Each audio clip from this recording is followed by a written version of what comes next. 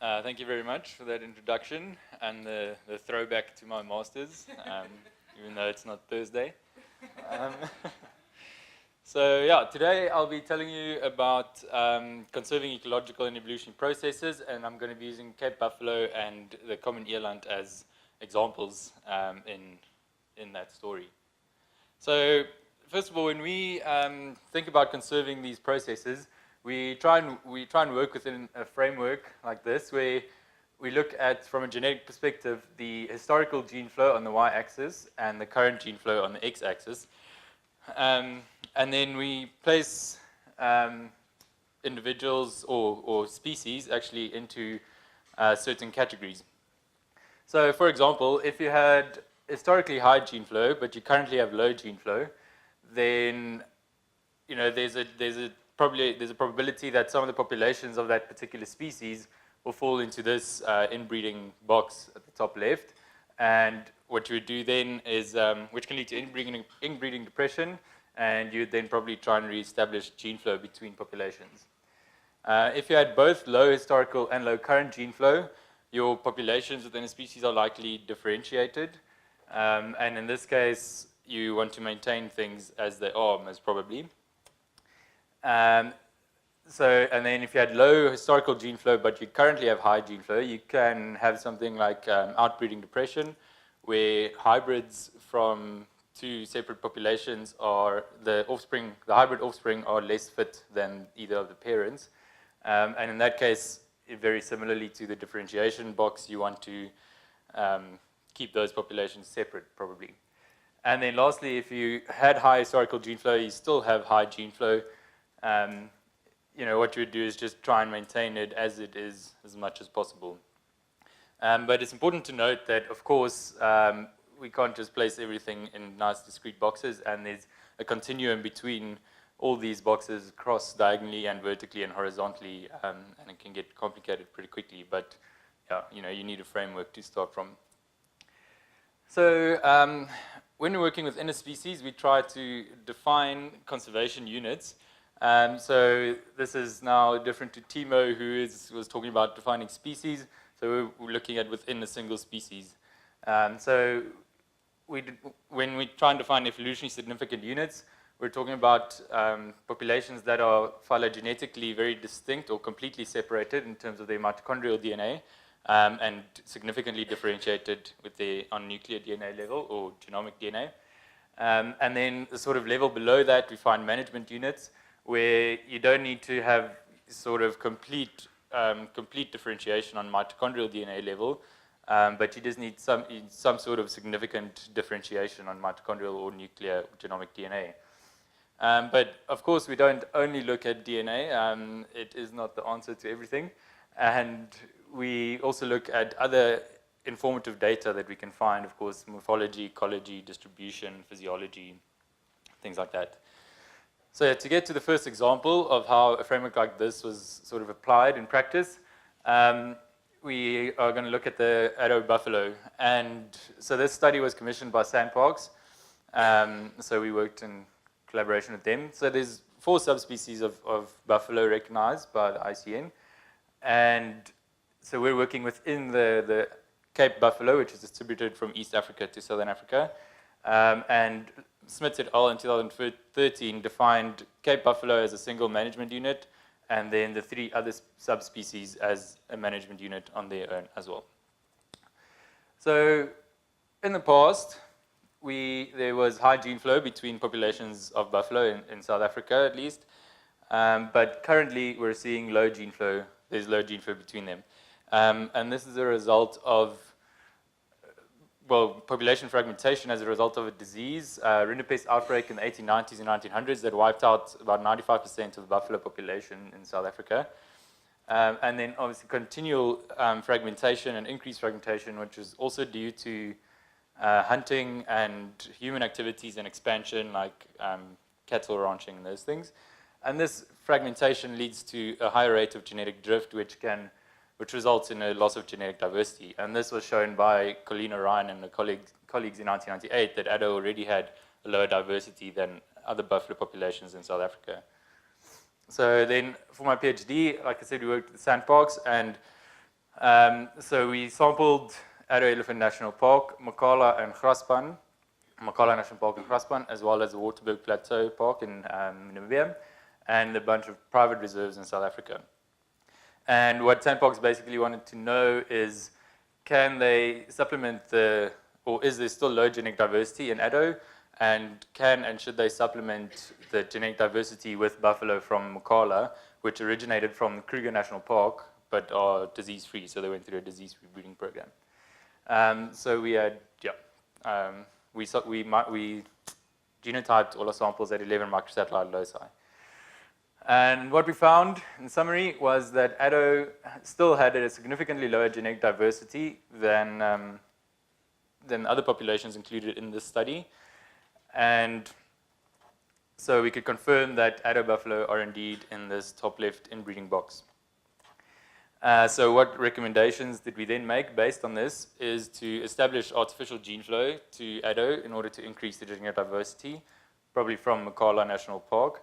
And Orion et al. Did some mathematical modeling, and they suggested actually one buffalo bull every 7.5 years should allow the genetic diversity of Addo to be increased, but without flooding the unique Addo sort of gene pool with the Kruger gene pool. So you can still maintain the unique genetic uniqueness of that population just with a bit of increased diversity.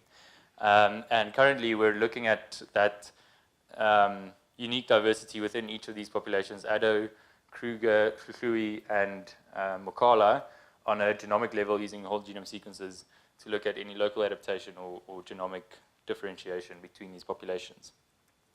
So, to get on to the next example of Eland. So this study was basically conceived by Ian Rushworth from Endangered Wildlife. And so we have three eland subspecies distributed throughout Africa like that, but they're not recognized as distinct subspecies actually, but we'll work with it like that for now. And in 2010, Lorenzen et al. Showed that at least eland from East Africa were separate from eland from Southern Africa on a mitochondrial DNA level. However, we feel that the Southern African samples originated from a region where it's sort of a contact zone between the suggested subspecies of oryx, of Cape eland and Livingston eland. So we feel that an extended sampling strategy will be able to bring more clarity in this situation. So what we basically want to know is how different are Drakensberg eland from other Cape eland in South Africa, because we need to establish a baseline of what genetic diversity exists within Cape eland within their endemic range, within their range. And then we can look at how does this compare to the other subspecies of eland across Africa. So the answers to those questions will be able to tell us is if Cape eland are very different from Livingstons and East African eland, they might fall into this differentiation box down here, in which case you want to maintain the subspecies in their respective ranges and maintain the selection gradient. The same actually goes for the outbreeding box, where if they're significantly differentiated based on the DNA, you want to keep them separate. And then zooming in at a bit more of a population level within Cape eland, we can look at whether any populations of Cape eland in South Africa fall within this inbreeding box, where you might need to translocate Cape eland from other areas in South Africa to increase the genetic diversity. So this map shows the samples we've collected so far, or the localities from where we've sampled. So the black dots are where we sampled, and the asterisks show where we still require samples from.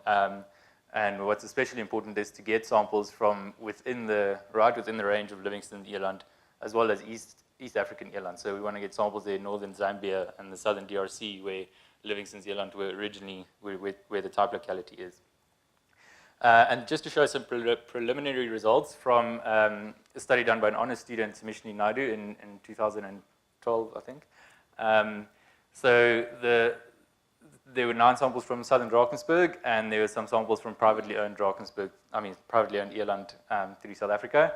And we found that the southern Drakensberg had a lower diversity or allelic richness than other buffalo in private reserves. So allelic richness is, I should have said that earlier, it's like a mean number of alleles per locus, but it's corrected for differences in sample size as well, so you can compare.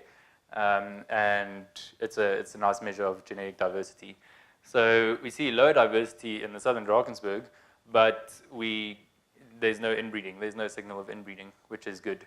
So even though there's low diversity, there doesn't seem to be any inbreeding, so that's good.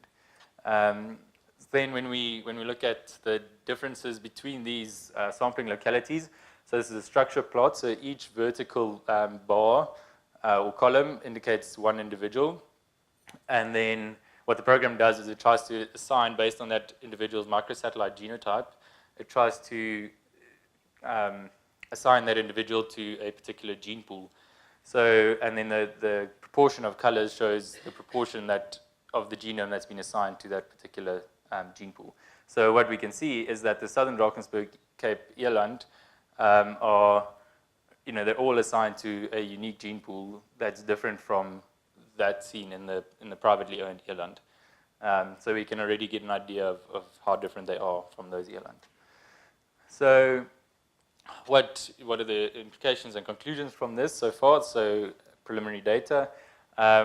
We can see, like I just said, the Drakensberg genetic diversity is low or lower, but it's not really a problem at this point, at least not from that sample set. And we can see that the eland, Cape eland, are different from the Drakensberg from other eland in southern Africa in privately owned reserves. But now we need to see, how does it compare to other Cape eland populations in South Africa? Do we see the same level of diversity actually across the range of Cape eland within South Africa? So from the Northern Cape and the Eastern Cape and anywhere else we can get Cape eland samples from. And then we can answer also the question with extended sampling of how separate are, or how, what level of classification are we working with? Are they different management units, the subspecies, or are they different evolutionary significant units? And you can focus in on that and conserve specific conservation units within a species as well. This will obviously the results will have implications for both the game farming industry as well as protected areas. Because you don't want a certain subspecies or evolutionary significant unit to dilute the sort of gene pool of another conservation unit in terms of hybridization. And this is highly relevant, of course, for the strategy of management of eland in the southern Drakensberg, or in the Drakensberg, where you'd like to maintain the genetic integrity of this original eland population, referring to the eland from Giant's Castle that were sort of the founders of this eland population. So, finally, if anyone has any contacts or any ideas for how we can get samples from especially the countries in Central Africa and East Africa, or any contacts, please don't hesitate to contact myself or my supervisor, or actually Ian Rushworth as well. We need all the help we can get. If we want to do this study properly, we need to get samples throughout the range of common eland. Thank you very much.